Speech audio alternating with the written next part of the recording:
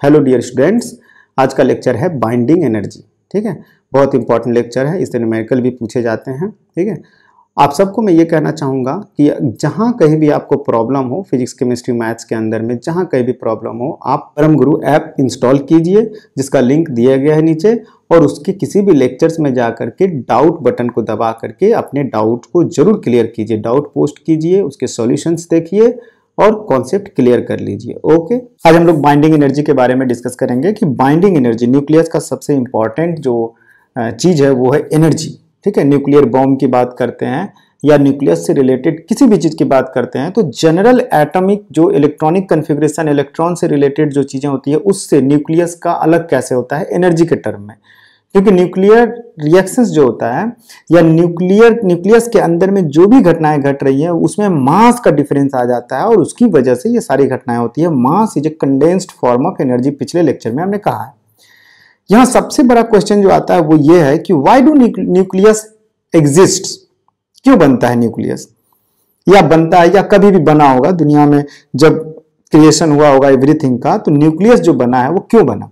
ठीक है, हम लोगों ने डिस्कस किया है कि हमेशा लेस स्टेबिलिटी से मोर स्टेबिलिटी की तरफ जाना चाहता है, ये लॉ ऑफ नेचर है। तो व्हाई डू न्यूक्लियर एग्जिस्ट, तो इसका आता है stability means lowering energy of the system, और न्यूक्लियस बनने में भी यही होता है।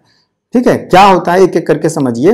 रेस्ट मास एनर्जी ऑफ, क्या rest mass energy of neutrons and protons separated by infinite distance is more than the rest mass energy of nucleus. क्या मतलब है पहले समझिए। What do you mean by rest mass energy, ये E equal to mc² equation आपको याद हो गया। ठीक है, मास को एनर्जी में कन्वर्ट करेंगे तो इक्वल टू mc² फॉर्मूला लगाते हैं जो आइंस्टाइन का फेमस इक्वेशन है। तो रेस्ट मास एनर्जी मतलब इसी की बात कर रहा है। ठीक है, rest mass energy of neutrons and protons कहना यह चाहता है कि मान लीजिए कि अगर यहां पर अगर न्यूट्रॉन्स और प्रोटॉन्स अगर हम ले लें कि ये कुछ न्यूट्रॉन्स हैं, एक ही एग्जाम्पल के लिए लेते हैं, और एक प्रोटॉन है और इनके बीच में इनफाइनाइट डिस्टेंस है, बहुत दूर है, ये इन्फिनिटी डिस्टेंस है। तो इन दोनों का जो मास जोड़ेंगे वो, और फिर बाद में क्या बोल रहा है, न्यूक्लियस में अगर न्यूट्रॉन और प्रोटॉन दोनों है तो इन दोनों का मास मान लेते हैं, इसका m न्यूट्रॉन है, इसका m प्रोटॉन है और इसका m है, इन दोनों का एक साथ। तो ये जो कॉमन सेंस क्या बोलता है, कॉमन सेंस हम लोगों को अभी तक ये बोलता है कि न्यूट्रॉन प्लस प्रोटॉन का मास जो होगा इस केस से लेंगे चाहे इसमें लेंगे एक ही बात होगा, लेकिन ऐसा होता नहीं है। क्लियर है, न्यूट्रॉन प्लस प्रोटॉन का mass is not equal to mass of nucleus, जबकि न्यूक्लियस में न्यूट्रॉन प्रोटॉन के अलावा कुछ है भी नहीं, लेकिन ये इनफाइनाइटली डिस्टेंस अपार्ट, एक दूसरे के इन्फ्लुएंस में नहीं है, और न्यूक्लियस में न्यूट्रॉन प्रोटॉन एक दूसरे के इन्फ्लुएंस में है। बस इतना ही समझ जाइए। जब न्यूट्रॉन और प्रोटॉन इनफाइनाइट डिस्टेंस अपार्ट से एक दूसरे के इन्फ्लुएंस वाली सिचुएशन में यानी कि न्यूक्लियस बनाते हैं तो एनर्जी रिलीज करते हैं इस प्रोसेस में, समझिए। ठीक है, the difference of their rest mass energy is called binding energy. समझ रहे हैं, ये मास का जो डिफरेंस होगा ना, यही इसका आपका हो जाएगा बाइंडिंग एनर्जी। क्लियर है, binding energy is released when nucleus is formed. अब इसको ऐसे समझिए, मान लेते हैं ये केस ले लीजिए, मान लेते हैं ये केस ले लीजिए, इसमें क्या है, रिएक्टेंट्स जो है वो प्रोडक्ट प्लस एनर्जी रिलीज किया है। ठीक है, अब यहां पे रिएक्टेंट प्रोडक्ट क्या है, सब न्यूक्लियस के टर्म में बात कर रहे हैं हम लोग। मान लेते हैं हमारा रिएक्टेंट दो न्यूट्रॉन है जो कि बहुत दूर दूर है, एक दूसरे के इन्फ्लुएंस में नहीं है, बस ऐसे समझिए। ये इस पे कोई फोर्स नहीं लगा रहा, ये इस पे फोर्स नहीं लगा, ये दूसरे के इन्फ्लुएंस में नहीं है। अब ये काफी दूर है और ये दोनों मिल करके जब न्यूक्लियस बनाते हैं, जब एक दूसरे पर न्यूक्लियर फोर्स लगाते हैं, जब इलेक्ट्रोस्टैटिक फोर्स लगाते हैं, तो एक न्यूक्लियस बन जाता है। और जब न्यूक्लियस बनेगा तो इस स्टेट से इस स्टेट में आने के लिए ये रिएक्टेंट, ये प्रोडक्ट हो गया, तो बाइंडिंग एनर्जी जो है ना वो रिलीज होता है, एनर्जी रिलीज होता है। और वो एनर्जी क्या है ये मैं आपको बता रहा हूं कि जब आप मास लीजिएगा, इसका मास वजन करिएगा, मान लीजिए आपके पास बैलेंस है, वैसे मास बैलेंस से ये सब नहीं वजन होता है, एक मेथड से होता है, स्पेक्ट्रोस्कोपी, मास स्पेक्ट्रोस्कोपी मेथड होता है। ठीक है, तो इसका मास और इसका मास जोड़ करके जो आएगा रेस्ट मास, और इस न्यूक्लियस का जो रेस्ट मास करिएगा तो वो मास इक्वल नहीं आता है। तो जो मास में जो डिफरेंस है ना वही एनर्जी में कन्वर्ट हो गया है बाइंडिंग एनर्जी के फॉर्म में, कोई कंफ्यूजन यहाँ पे नहीं। ठीक, तो what is binding energy of electron of hydrogen atom, क्योंकि हम लोग हाइड्रोजन एटम के बारे में पढ़ चुके हैं, बोर्स एटॉमिक मॉडल पढ़ चुके हैं, तो इसलिए पहले उसका डिस्कस कर लेते हैं कि एक हाइड्रोजन एटम में एक प्रोटॉन होता है न्यूक्लियस पे और उसके चारों तरफ इलेक्ट्रॉन क्या चक्कर लगा रहा होता है। तो वो इलेक्ट्रॉन जब ग्राउंड स्टेट में होता है तो हम लोगों ने उसका एनर्जी निकाला है। वो क्या एनर्जी था? वो एनर्जी था कि उनके बीच का इलेक्ट्रोस्टैटिक फोर्स की वजह से जो एनर्जी हमने निकाला था, ठीक है, वो एनर्जी कितना आया था याद कीजिए। In hydrogen atom when electron is in ground state we have seen its energy as -13.6 electron volt and this energy needs to supply to the electron to kick it off the atom. मतलब अगर उस ground state से electron को बाहर निकालना हो, proton के influence से बाहर करना हो, तो उसके लिए इतना एनर्जी चाहिए था। ठीक है, इसका मतलब कि जब इनफाइनाइट डिस्टेंस अपार्ट होंगे और जब ये बना होगा हाइड्रोजन एटम इलेक्ट्रॉन और प्रोटॉन मिला करके, तो क्या हुआ होगा, इतना एनर्जी रिलीज हुआ होगा। ठीक है, तो -13.6 लिखता है ना इलेक्ट्रॉन वोल्ट एनर्जी, जब 13.6 इलेक्ट्रॉन वोल्ट ऑफ एनर्जी दीजिएगा तब जाकर के वो क्या होगा, अपार्ट होगा। तो this energy needs to supply to the electron to kick it off the atom. So this is the binding energy of the electron due to which it remains bound to proton. ठीक है, तो इसी तरह से nucleus में भी होता है। ठीक है, in nucleus also neutrons and protons held together due to binding energy. If nucleus has to separate into its constituent nucleons, then binding energy must be supplied. Clear है? जैसे यहां पर अगर हम लोग बात करें, क्या है कि न्यूट्रॉन प्लस प्रोटॉन क्या है, न्यूक्लियस है, और न्यूक्लियस में अगर हमने बाइंडिंग एनर्जी दिया तब ये न्यूट्रॉन और प्रोटॉन बन के अलग अलग हो जाएंगे, लेकिन बाइंडिंग एनर्जी सप्लाई करना पड़ेगा। ये इसका इक्वेशन हो गया। तो मास डिफेक्ट के बारे में ऑलरेडी बोल दिए, क्या है कि rest mass energy of nucleus is less than the rest mass energy of nucleons in free state.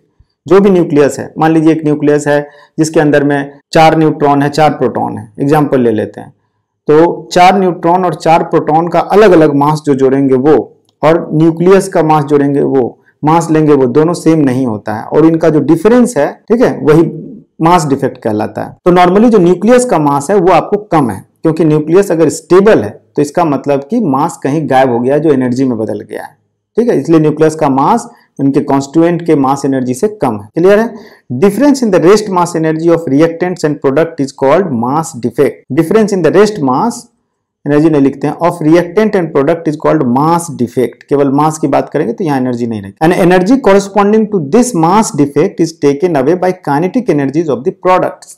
जो भी प्रोडक्ट बन रहे हैं वो, ये रेस्ट जो डिफरेंस ऑफ एनर्जी आया वो हीट वगैरह बनता है, तो वो कहाँ जाएगा, हीट वगैरह, वेलोसिटी काइनेटिक एनर्जी देगा जो प्रोडक्ट्स बना है उसमें। ठीक है, तो मान लेते हैं कि एक्स ए जेड कोई एक एटम है जिसका जेड एटॉमिक नंबर है, ए मास नंबर है, कोई एक एटम है, तो इसका बाइंडिंग एनर्जी क्या होगा वो देखते हैं। बाइंडिंग एनर्जी क्या होगा इसका, इसमें बाइंडिंग एनर्जी सप्लाई करेंगे तो ये प्रोटॉन और न्यूट्रॉन में बदल गया। अगर जेड प्रोटॉन है तो ए माइनस जेड न्यूट्रॉन होगा उसके अंदर में। ठीक है, तो इसका जो मास डिफेक्ट हो जाएगा वो मास of proton plus mass of neutron minus mass of nucleus. समझ में आ गया, ये मास ऑफ न्यूक्लियस है। तो binding energy delta M C square लिखेंगे, तो डेल्टा एम यहां से उठा लिए और सी स्क्वायर कर दिए, जहां पर ये क्या है, मास ऑफ न्यूक्लियस है। ठीक है, so if binding energy is more then 0, positive अगर है तो मतलब न्यूक्लियस ज्यादा स्टेबल है। पॉजिटिव है मतलब एनर्जी रिलीज किया, रिलीज करके स्टेबल ही तो होगा। तो बाइंडिंग एनर्जी क्या होता है, finding mass of nucleus is very difficult. हम लोगों ने यहाँ पर पीछे में देखे न्यूक्लियस का मास लिखे हुए हैं, तो हम लोग न्यूक्लियस का मास डिफिकल्ट होता है क्योंकि न्यूक्लियस का मतलब हो गया इलेक्ट्रॉन को छोड़ देना, तो उसके चारों तरफ जो भी इलेक्ट्रॉन्स हैं उसको निग्लेक्ट कर पाना मुश्किल होता है। उसका भी तो मास है, उसकी अपनी भी बाइंडिंग एनर्जी है। तो न्यूक्लियस का मास बहुत अजीब टाइप का लग रहा है। न्यूक्लियस का मास मतलब केवल न्यूट्रॉन एंड प्रोटॉन का मास, जबकि इलेक्ट्रॉन उसके चारों तरफ घूम रहा है, तो डिफिकल्ट होता है। तो इस केस में क्या करते हैं, we take mass of atom instead of nucleus. कैसे, मान लेते हैं यहां पर मास ऑफ प्रोटॉन था, प्रोटॉन के जगह पे मैंने मास ऑफ हाइड्रोजन लिख दिया। तो हाइड्रोजन लिख दिया मतलब क्या हो गया,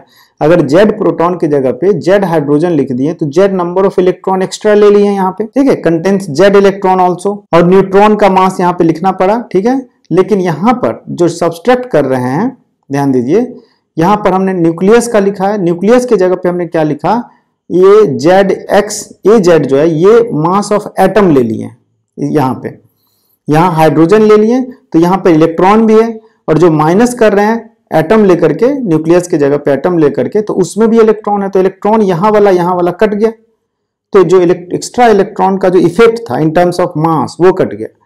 लेकिन in terms of binding energy नहीं करता है, क्योंकि यहां पर बाइंडिंग एनर्जी कुछ और होगा न्यूक्लियर इलेक्ट्रॉन का उस एटम में, और यहाँ पर हाइड्रोजन में जेड नंबर ऑफ हाइड्रोजन में जो बाइंडिंग एनर्जी होगा इलेक्ट्रॉन का वो कुछ और होगा। इसका मतलब हम लोग इलेक्ट्रॉन की बाइंडिंग एनर्जी को नेग्लेक्ट कर रहे हैं, बहुत कम होता है। क्लियर है? तो binding energy due to electrons has been neglected, यहाँ कोई कंफ्यूजन नहीं है। और फिर से दोबारा समझा देते हैं, यहाँ क्या था, प्रोटॉन का मास था, उसके जगह पे मैंने हाइड्रोजन का मास ले लिया, हाइड्रोजन एटम का मास, जिसमें क्या हुआ, एक्स्ट्रा इलेक्ट्रॉन आ गया, Z number of extra electron.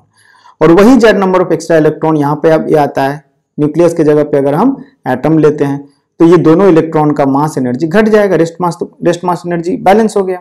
यहाँ जोड़ दिया एक्स्ट्रा लेकर के, तो यहाँ घटा भी तो दे रहे हैं, लेकिन उनकी जो बाइंडिंग एनर्जी है वो नहीं हम लोग इनकॉर्पोरेट कर रहे हैं, इसलिए लिख रहे हैं binding energy due to electrons has been neglected. ये एक बहुत ही ज्यादा इंपॉर्टेंट कर्व है बाइंडिंग एनर्जी के टर्म में बात करें तो। इसको देखिए, इस एक्सिस में क्या है, इस एक्सिस में बाइंडिंग एनर्जी पर न्यूक्लियन लिया गया है, ठीक है, बाइंडिंग एनर्जी पर न्यूक्लियन इन मेगा इलेक्ट्रॉन वोल्ट, ठीक है। और इस एक्सिस में क्या लिया गया आपका, इस एक्सिस में मास नंबर ले लिया गया।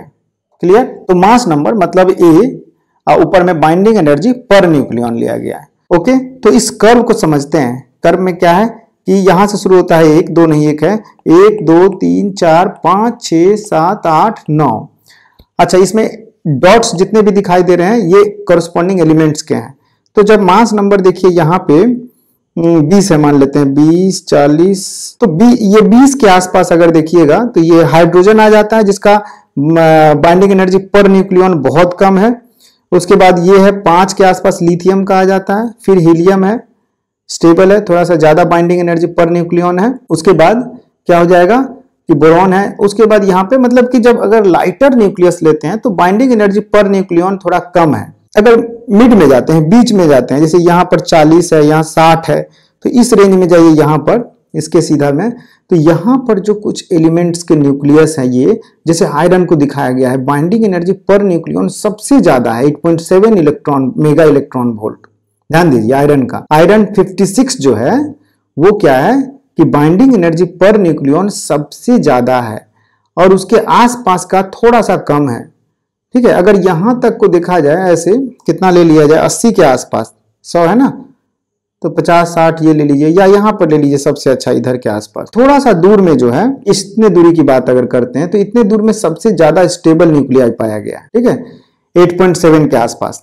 क्लियर है? बहुत अच्छा है। तो ये जो है, जो मास नंबर इसमें पड़ेगा, इसमें लाई करेगा यहां से यहां तक में। एक रफ आइडिया एस्टिमेट की बात कर रहे हैं, समझ रहे हैं कर्व को।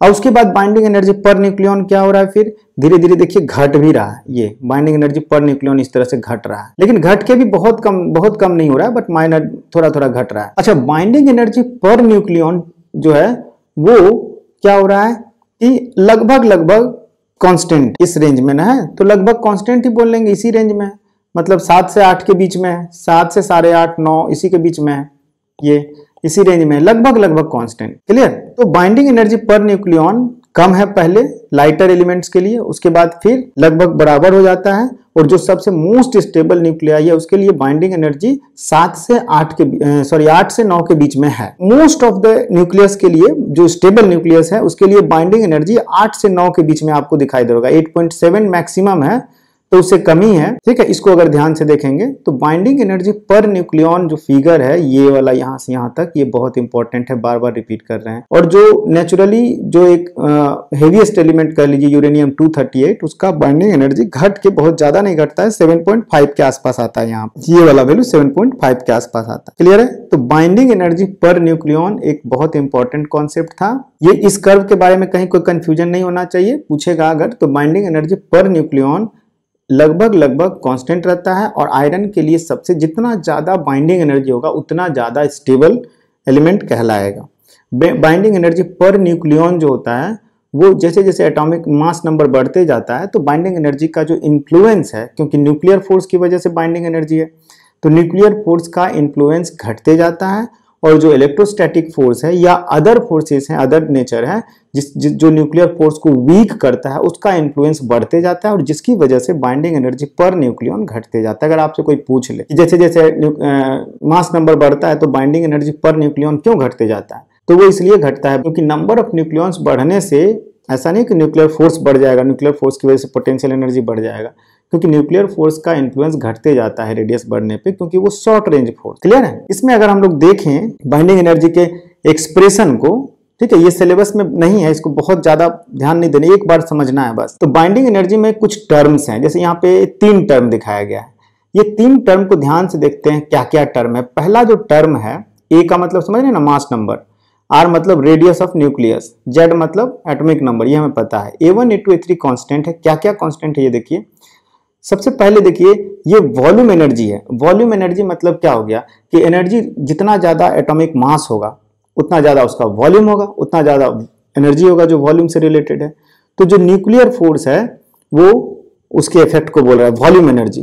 ठीक है, जितना ज्यादा न्यूक्लियस होगा उतना ज्यादा न्यूक्लियर फोर्स होगा, उस एस्पेक्ट को बोल रहे हैं। अगर न्यूक्लियर फोर्स पूरे वॉल्यूम पे इक्वली करता तब, लेकिन इसको कम कर रहा है। कौन कौन कर रहा है? एक सरफेस एनर्जी जो है वो कम कर रहा है। ठीक है, सरफेस एनर्जी जो है वो न्यूक्लियर फोर्स को कम कर रहा है, क्योंकि सरफेस पे उतना न्यूक्लियर फोर्स नहीं लगता है जितना बल्क में लगता है, जितना भीतर में वॉल्यूम के अंदर में पास में न्यूक्लियस है। तो उसके बाद ये इलेक्ट्रोस्टैटिक है, कूलम्ब एनर्जी है, वो भी कम करता है। मैंने टोटल बाइंडिंग एनर्जी को ये दोनों चीजें कम करता है, चाहे वो वॉल्यूम एनर्जी, सरफेस एनर्जी हो या कूलम्ब एनर्जी हो। ये क्या करता है कि ओवरऑल बाइंडिंग एनर्जी को, जो कि न्यूक्लियस फोर्स की वजह से, उसको घटाता है। तो बाइंडिंग एनर्जी पर न्यूक्लियन अगर हम करते हैं, ए से डिवाइड करते हैं, तो यहाँ पर केवल A1 बच जाएगा। यहाँ पे क्या हो जाएगा, R² A करेंगे तो A टू द पावर, ठीक है, तो A to the power of 1/3 आ जाएगा, क्योंकि क्लियर है, A to the power of 1/3 हो जाएगा। देखिए क्यों होगा, अपने से सोचिए। और ये R है तो R to the power of A to the power of 4/3 हो जाएगा। देखिए रिलेशन याद कीजिए, R is proportional to A to the power of 1/3। ये कॉन्सेप्ट लगाइए यहाँ पे और A से डिवाइड करिए, तो देखिए ये एक्सप्रेशन आ रहा है बाइंडिंग एनर्जी पर न्यूक्लियन का। ठीक है, इसमें अगर हम पॉलीज एक्सक्लूजन प्रिंसिपल को इंक्लूड करते हैं तो कुछ और टर्म आ जाएगा जो और भी इसमें प्लस माइनस करेगा यहाँ पर सिचुएशन को। तो उसको अगर नेग्लेक्ट किए हैं तो ये एक्सप्रेशन आता है बाइंडिंग एनर्जी पर।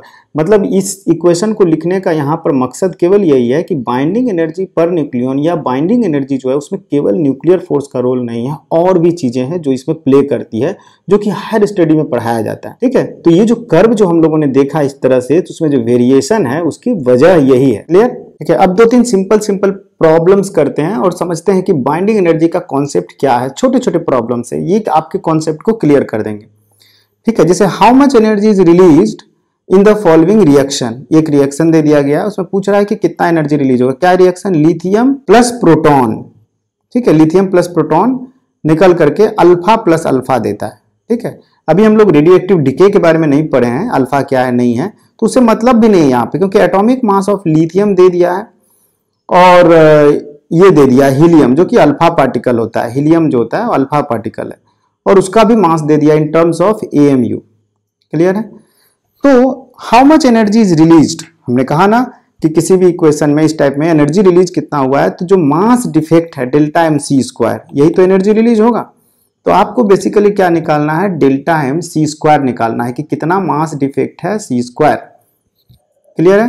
तो यहाँ पे क्या हो रहा है, एक्चुअल इक्वेशन में यहाँ पे कुछ एनर्जी रिलीज होगा प्लस Q, यही हो गया एनर्जी रिलीज।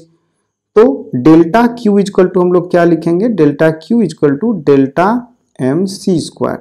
अब यहाँ पे सवाल है कि डेल्टा M क्या लिखा जाए, तो डेल्टा M को क्या लिखेंगे, किसका मास ज्यादा होगा, रिएक्टेंट साइड का कि प्रोडक्ट साइड का? क्योंकि एनर्जी रिलीज हो रहा है तो इसका मास ज्यादा होगा। मास जो घट गया है प्रोडक्ट साइड में वो एनर्जी में बदल गया है। क्लियर? तो क्या किया जाए, हम लोग इसके लिए क्या करें, तो डेल्टा Q इक्वल टू क्या होता है, डेल्टा mc²। और डेल्टा M क्या है, डेल्टा M क्या लिखें, मास ऑफ लिथियम, लिथियम कौन सा लिथियम, जो लिखा गया है लिथियम 7, ठीक है, प्लस मास ऑफ प्रोटॉन, यही ना लिखेंगे, और माइनस में क्या लिखेंगे, 2 times mass of alpha particle, helium का लिख, जो जिसमें दे दिया गया हीलियम 4, उसका मास लिखेंगे। ये डेल्टा M हो गया।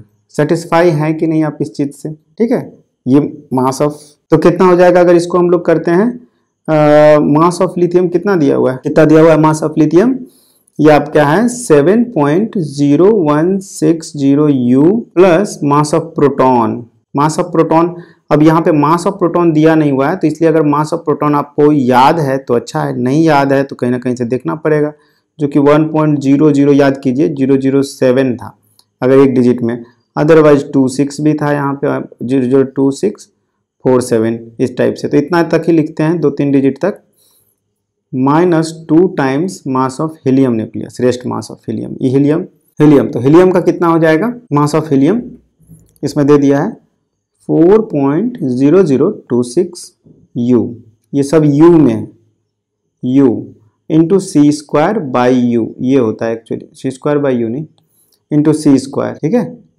तो ये जो हम लोग करेंगे तो ये कितना आ जाता है, ये देखिए, ये आपका आ जाएगा 8 पॉइंट, ये हो जा रहा है 8.02, ये कितना, ये हो जा रहा है 8.02 और माइनस इसको करेंगे तो कितना हो जाएगा, ये हो गया 8.0052। तो इसको सॉल्व करने पे कितना आया, 0.018 U आया, सी स्क्वायर आया।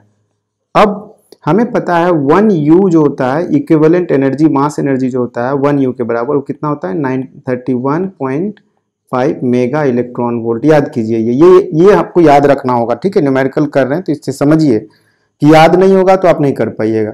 यहाँ पे याद होना चाहिए कि 1 atomic mass unit is equivalent to 931.5 mega electron volt.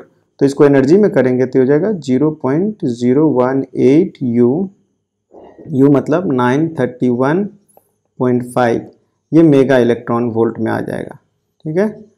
तो कितना आ जाएगा, ये आपका आ जाएगा लगभग 16.76 mega electron volt. Next problem करते हैं, find the binding energy per nucleon of AU, मतलब गोल्ड है 79,197, if its atomic mass unit is this. Very good, binding energy पूछा है, इसका मतलब क्या कि न्यूक्लियस का जो मास है वो मास कम है, तो जितने number of neutrons plus proton से न्यूक्लियस के मास को घटा देना है, वही ना बाइंडिंग एनर्जी हुआ। तो हम लोग बाइंडिंग एनर्जी इक्वल टू क्या लिखें, बाइंडिंग एनर्जी इक्वल टू जितने नंबर ऑफ प्रोटॉन्स कितने होंगे, 79 प्रोटॉन्स हैं इसमें, प्लस 197 माइनस 79 न्यूट्रॉन्स होंगे, तो मास ऑफ न्यूट्रॉन आ जाएगा उतना, माइनस मास ऑफ क्या 196.96, मास ऑफ क्या एटॉमिक मास दिया हुआ है, इतना ले सकते हैं। यहाँ पर मास ऑफ प्रोटॉन की जगह पे अगर हम मास ऑफ हाइड्रोजन एटम लेते हैं तो और ज्यादा एक्यूरेट रिजल्ट आएगा। फिलहाल मास ऑफ प्रोटॉन लेके कर लेते हैं, ठीक है। मास ऑफ हाइड्रोजन एटम रख लेंगे, तो क्योंकि ये एटॉमिक मास दिया हुआ है, तो एटॉमिक मास दिया, न्यूक्लियस का मास नहीं है, तो एटॉमिक मास दिया हुआ है, तो यहाँ पर मास ऑफ हाइड्रोजन एटम रखेंगे तो ज्यादा अच्छा है। यहाँ पर अगर हम मास ऑफ प्रोटॉन लेते हैं और यहाँ पर मास ऑफ एटम लेते हैं, न्यूक्लियस नहीं है, ध्यान दीजिए, तो थोड़ा सा हल्का सा क्या हो जाएगा ना, एरर आएगा, लेकिन वो एरर ज्यादा मैटर नहीं करता है।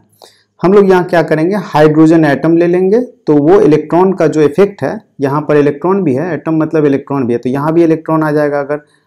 अगर प्रोटॉन की जगह पे क्या ले लेंगे, हाइड्रोजन एटम का मास, तो वो ले लेते हैं हाइड्रोजन एटम का मास 1H1, ठीक है। 79 हाइड्रोजन एटम का मास ले लेंगे, और यहाँ न्यूट्रॉन रहेगा, यहाँ एटम हो गया, तो अब सही हो गया।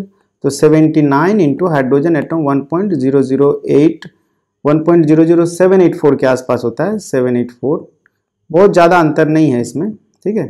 प्लस ये कितना आ जाएगा, अगर करेंगे तो ये 118 आ जाएगा। मास ऑफ न्यूट्रॉन कितना है, 1.0086 के आसपास, 1.00865 U, ठीक है, इतना हो गया। और माइनस 196 जो दिया है 0.96, ये डेल्टा एम और सी स्क्वायर है, U में है, ठीक है, इतना U इंटू सी स्क्वायर। इसको अगर हम लोग सॉल्व करते हैं तो रफली ये कितना आ जाएगा, आप सॉल्व करिए खुद से, देखिए कितना आ रहा है, ये आ जाएगा 79। थोड़ा सा कैलकुलेटर वगैरह की जरूरत पड़ती है यहाँ पे, क्योंकि इसमें कैलकुलेशन इन्वॉल्व है, ठीक है। तो ये हो जाता है आपका 198.596 माइनस 196.96, ठीक है। इसको क्या कर दें हम लोग, ये U में है, U सी स्क्वायर, इसको इंटू 931.5 से मल्टीप्लाई करके कर देंगे तो ये मेगा इलेक्ट्रॉन वोल्ट में आ गया, ठीक है। पिछले वाले सब में यही हम कॉन्सेप्ट यूज कर रहे हैं। तो ये लगभग आपका हो जाएगा 1524.37, इतना आ रहा है बाइंडिंग एनर्जी, ठीक है, मेगा इलेक्ट्रॉन वोल्ट। तो बाइंडिंग एनर्जी पर न्यूक्लियन कितना हो जाएगा, बाइंडिंग एनर्जी पर न्यूक्लियन ये क्या हो जाएगा, इससे डिवाइड कर देंगे मास नंबर से, तो मास नंबर कितना है 24.37 डिवाइड बाई 197, ठीक है, मेगा इलेक्ट्रॉन वोल्ट। तो ये कितना आ जाएगा आपका, ये देखिएगा 7.73 के लगभग आ रहा है, not equal to, approximately per nucleon, mega electron volt per nucleon. Clear है। नेक्स्ट प्रॉब्लम देखिए, ये भी इंटरेस्टिंग है, आसान है, छोटा सा है, इंटरेस्टिंग है। लेकिन क्या क्वेश्चन है, find the energy liberated in the reaction this, ठीक है, इसमें कितना एनर्जी लिबरेट होगा। तो मान लेते हैं यहाँ पे plus Q amount of energy होगा, तो इसका मास ले लें, तो ये जो भी मास है घटा देंगे, तो जो आएगा उसको mc स्क्वायर, यही करना है। और डेटा दे दिया गया है, जो जी इसमें चाहिए ये सारे डेटा दे दिया गया है।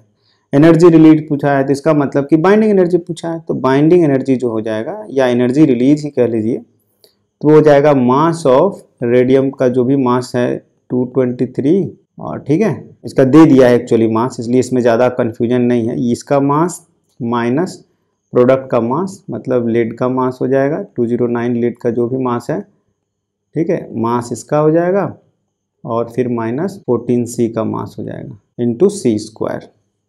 यही करना है हमें, mc² निकालना है। तो इसका मास कितना है 223.018, ठीक है, माइनस इसका मास करना है 208.981, माइनस इसका करना है 14.003 U C²। क्लियर है? तो ये अगर आप करते हैं जोड़ घटाव रफ में करिए तो ये आपको आ जाएगा 0.034, ठीक है, इंटू 931.5। 931.5 क्यों किए हैं आपको पता है ऑलरेडी, फर्स्ट प्रॉब्लम में बताए हैं, मेगा इलेक्ट्रॉन वोल्ट आ जाएगा। तो इसको अगर मल्टीप्लाई कर दिए तो अप्रॉक्सीमेटली 31.6 मेगा इलेक्ट्रॉन वोल्ट, ठीक है। क्लियर है? तो क्वेश्चंस जो आते हैं वो आसान होता है, लेकिन न्यूक्लियर वाले जितने भी प्रॉब्लम्स होते हैं इसमें पॉइंट्स में फ्रैक्शंस बहुत ज़्यादा छोटा छोटा होता है, तो कैलकुलेशन थोड़ा फास्ट रखिए।